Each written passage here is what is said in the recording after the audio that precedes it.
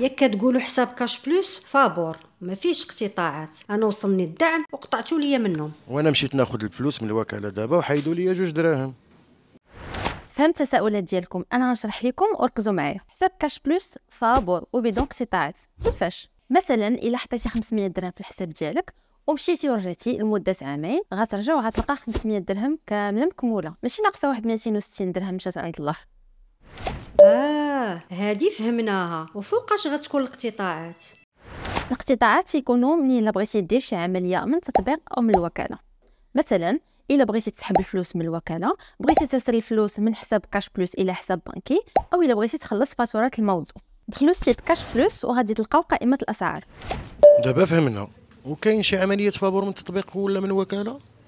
معلوم كاينين. يمكن لك تحط الفلوس في حسابك من اي وكاله فابور، تسري الفلوس لحساب كاش بلوس اخر فابور، تخلص فواتير الهاتف والانترنت فابور، وزيد وزيد.